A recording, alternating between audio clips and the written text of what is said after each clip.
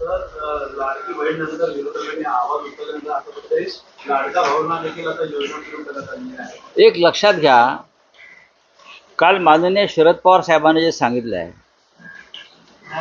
की निवडणुका हरल्यावर लोकसभेच्या लाडका भाऊ लाडकी बहीण, बरं का, लाडका छोटा भाऊ लाडका मोठा भाऊ, हे सगळं त्यांना आठवायला लागलं. विरोधकांनी टीका केलेली नाहीये. विरोधकांनी सरकारी पैशाचं आणि एकंदरीत या विषयाचं जे निवडणुकीसाठी राजकारण सुरू आहे त्याच्यावरती प्रश्नचिन्ह निर्माण केलेलं आहे. आता लाडक्या बहिणीला फक्त 1500 रुपये आणि लाडक्या भावांना मला वाटतं 12वी पास झालेल्यांना 6000 आणि पदवीधरांना 10,000. आमची अशी भूमिका आहे, खरी गरज लाडक्या बहिणीला आहे. ती घर चालवते, घरात भाऊ बेरोजगार, नवरा बेरोजगार, नोकऱ्या नाहीत. आज पाहिलं असेल एअर इंडियाच्या कार्यालयासमोर 2000 लोडरच्या जागा भरण्यासाठी 25,000 सुशिक्षित तरुणांची झुंबड उडाली. ही या महाराष्ट्राची स्थिती आहे. हे सगळे लाडके भाऊ आहेत. यांनाही 10,000 रुपये द्या आणि लाडक्या बहिणींच्या खात्यावर सुद्धा 10,000 रुपये टाका. 1500ने काय होतं हो? मुख्यमंत्र्यांचं घर चाललं का 1500 रुपयात? तो मुख्यमंत्र्यांच्या घरातली लाडकी बहीण, लाडकी सून, त्यांचं घर 1500 रुपयात 6000 चालू शकतं का? आमची अशी भूमिका आहे की लाडक्या बहिणीवरती अन्याय कशा करता करताय. लाडक्या बहिणीलाही 10,000 रुपये द्या, लाडक्या भावालाही 10,000 रुपये द्या आणि स्त्री पुरुष समानता हे तुम्ही या महाराष्ट्रात दाखवून द्या. हीच आमची भूमिका आहे.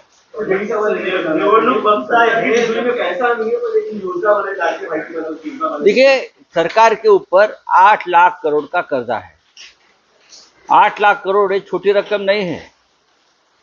और लोकसभा चुनाव हारने के बाद ये सरकार ने नई नई योजना जारी की.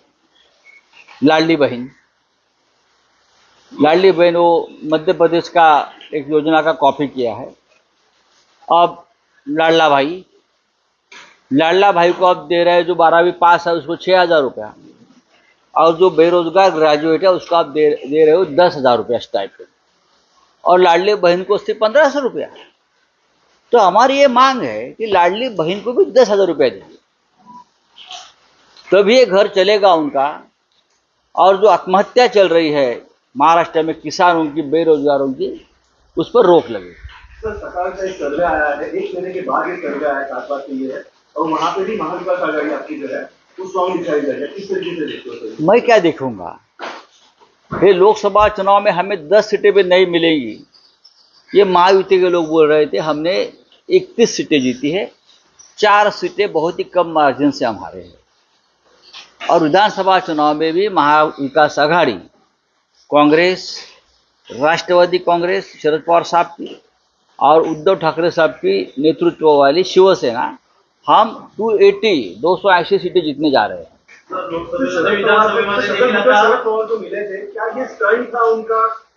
आप देखिए, छगन भुजबल साहब बहुत बड़े कलाकार हैं.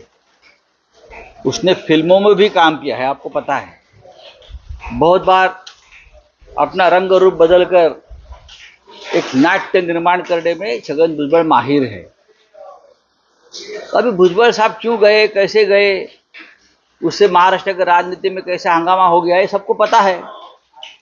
लेकिन शरद पवार ये सबसे बड़े सम्राट है, नट सम्राट है, और उनको प्रतिष्ठा है देश की और महाराष्ट्र की राजनीति में. तो अभी सब देखते रहे, आगे आगे देखो होता है क्या. ये जो है यो महाराष्ट्र में फिरता रंगमंच होता है, मोबाइल स्टेज घूमता रहता है. वैसे ये छगन भुजबल जैसे जो लोग हैं, नेता है, वो फिरता रंगमंच के कलाकार है. तर लोकसभेनंतर आता विधानसभेच्या जागेसाठी फॉर्म्युला ठरलाय शिवसेनेचा आपला. असं काही ठरलेलं नाही आहे. असं काहीही ठरलेलं नाही. ही चुकीची माहिती आहे. आम्ही 288 जागांचं असेसमेंट करतो आहोत. राष्ट्रवादी काँग्रेस हे सुद्धा 288 जागावर चाचपणी अभ्यास करत आहेत आणि काँग्रेस पक्षसुद्धा 288 जागांचा अभ्यास करतो आहे. हा अभ्यास तिघांचाही पूर्ण झाल्यावरती आम्ही तिघे एकत्र बसू आणि त्यानंतर आम्ही ठरवू की कोणी कुठे किती कशा जागा लढायच्या आणि जो जिंकेल त्यालाच ती जागा मिळेल. हे आमचं सूत्र आहे जे लोकसभेला होतं.